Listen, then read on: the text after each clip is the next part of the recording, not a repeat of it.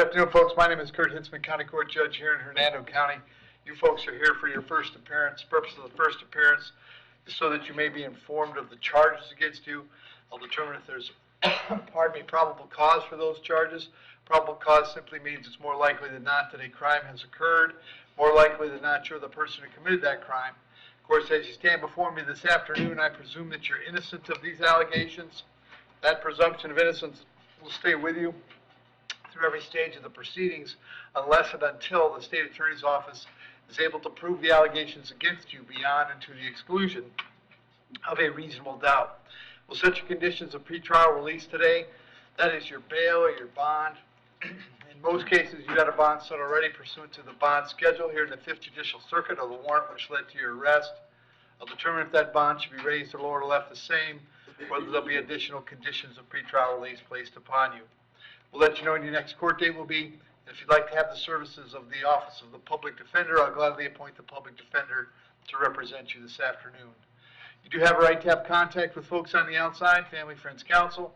Finally, and most importantly, you're advised that you do have an absolute right to remain silent with regard to the facts that surround your arrest. I encourage you to do that. These proceedings are being recorded. In addition, there is an assistant state attorney in the courtroom with me. If you say something that tends to incriminate you, they will use it against you in the prosecution down the road. I now need each and every one of you to please raise your right hands and be sworn. You all solemnly swear affirm, tell truth, whole truth, nothing but the truth. Outstanding. When you hear your name called, you can step forward to the podium. Desiree Hammond.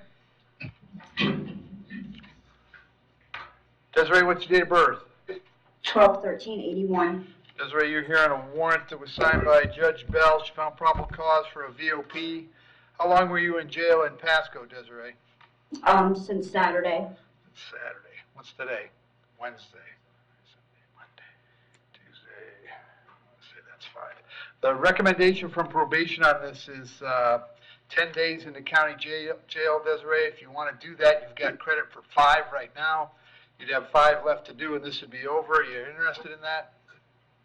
Can I pay my fees, anything that's holding me, and get out? Now, all I can do for you today is give you the 10 days, and if you don't take that, then frankly, you're not coming back to court until the 31st of March, and you won't have a bond. So no, I'll take that. All right. You understand? By entering an admission to a violation of probation, you give up the right to have a trial to the court, right to confront the witnesses against you, right to have a lawyer, but you're willing to give up those rights so we can take care of this today? Yes, sir. All right. In case number 22MM143, do you admit that you violated your probation? Yes, sir. I'll accept the admission, find it was freely and voluntarily made, revoke and terminate the probation unsuccessfully, adjudicate you guilty of the underlying charge. We didn't do that before. I will sentence you to 10 days with credit for 5 days served. There'll be $100 for the state attorney's office. I will not order cost of incarceration as you did most of this time out of county. That takes care of it, Desiree. You just need to finish up the time and then this is over, all right? Thank you. Okay, thank you. Nathan Fisher.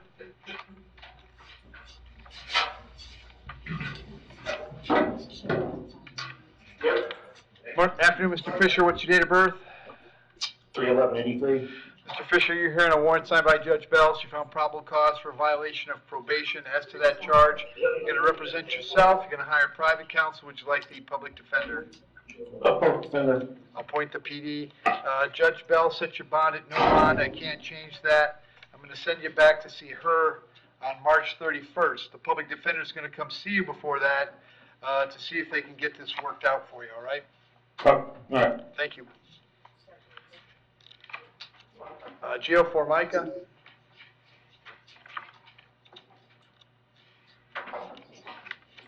Afternoon, Gio. What's your date of birth?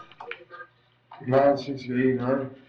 Gio, I've got 4 counts today, 2 counts of battery on a law enforcement officer, 2 counts of resisting with violence. There's probable cause for those charges. As to those charges, you wish to represent yourself. You're going to hire private counsel. Would you like the public defender?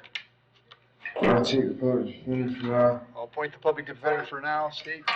He has a trespass for 2025, a burglary 23, trespass after warning 23, grand theft 21, duelist 21, trespass after warning 21, duelist 22, providing false name to law enforcement 2019, possession of paraphernalia 2019, trespass 2019, a burglary of an unoccupied structure 2018, grand theft of a motor vehicle 2017, burglary of a conveyance 2017, loitering and prowling 2017, petty theft 2015, older history. All right. And Gio, where are you staying these days? Where are you living? Well, I'm staying in between out of Avis Woods. If you come from Wildwood, Avis Woods. Are you working at all? Oh, am I working? Yeah, I was working. All right. I'm going to set your bond at $2,500 on each count. That's a total of $10,000. I'll have you back in court on April 3rd. If you get out, make sure you go see the public defender right away, okay? Thank you. Travis Hovis?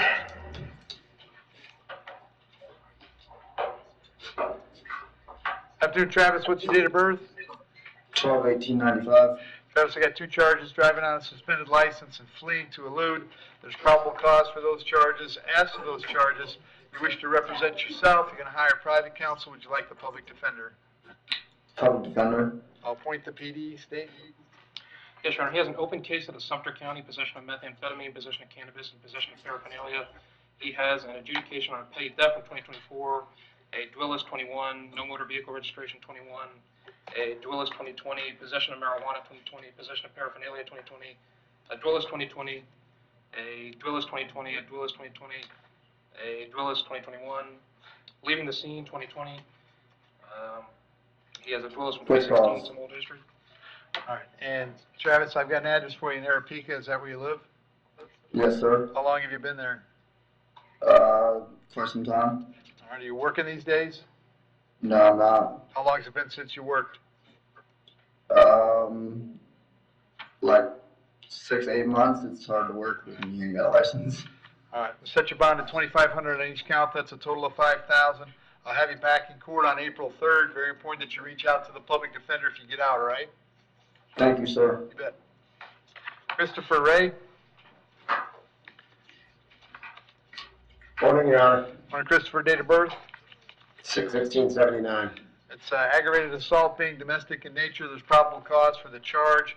As to that charge, you want to represent yourself. You want to hire private counsel. Would you like the public defender? I'd like to hire private counsel, please. You're good. State any There's no history, Your Honor. And Christopher, I have an address for you on Lyndhurst Street in Spring Hill. Is that where you live? Yes, sir. How long have you lived there? Approximately 3 years. And is that where Honey lives? Correct. Are you working these days? Yes, I'm an over-the-road truck driver. Let's set your bond at $10,000. Condition is that you have no contact with Honey. No contact means no contact of any kind. You don't call, you don't write, you don't email, you don't text message. Don't contact her through social media. Don't have a third person contact her. Don't go where she lives. Don't go where she works. You don't have any contact of any kind. Any way that you might imagine contacting her, I forbid you to do that. If you have contact and we find out about it, your bond will be revoked and you'll be held without bond until the charges are resolved. It means no contact even if she wants the contact, so if you answer your phone and hear her voice, you should hang up. If you're out and about and see her, you should turn around and run the other way. You need to understand that she cannot drop the charge against you. That's not a decision that she gets to make. She may go to the state attorney's office and ask them to drop the charges. She may tell them she does not want to pursue this matter, but that decision belongs solely to the assistant state attorney handling your case. So unless that person or the judge on your case or your lawyer tell you the charges are dropped, you should assume they are not dropped, and you should not have contact. In addition, I have to hold you until 4 p.m. this afternoon so that if she wanted to serve you with a civil injunction for protection against domestic violence, we'd know where to find you. If you get the civil injunction, it's doubly important you not have contact, because in that case, not only would you get your bond revoked here, but you'd get new charges for violating the injunction. As far as the home that you two were sharing, as long as she stays there, you'll have to find somewhere else to stay. You may go by one time to collect your clothes, your toothbrush, whatever you need for wherever you plan to stay. To do that, however, you must contact the sheriff's office first. They'll arrange a time for a deputy to meet you there to pick up your things and get going where you're going. I'll have you back in court on April 3rd. Very, very important that you, when you contact your lawyer, you tell them about that date, okay? April 3rd. Okay, thank you. Very good, thank you. Appreciate it. Nicholas Werner? Good afternoon, sir. Nicholas, what's your date of birth? 7/31/94. Nicholas, you're hearing a warrant signed by Judge Merritt. He thinks you failed to appear in his court on 3 charges, 2 counts of possession of controlled substance, 1 count of possession of paraphernalia. Did you have an attorney representing you on these cases, Nicholas? I did, but I mean, honestly, Your Honor, on the 30th court date, the January 30th court date, I had to attend via Zoom, which my paid lawyer assured me that would not be a problem because I was deathly ill with the flu. And then after the court session that day, I have not heard from her since after I paid over $5,000 to her and her law firm. So I was just hoping to go back to the public defender's office because Okay. at this point, I feel like they'd probably do a better job. I'll appoint the public defender. Unfortunately, Judge Merritt has set your bond at no bond. I'm not allowed to change that.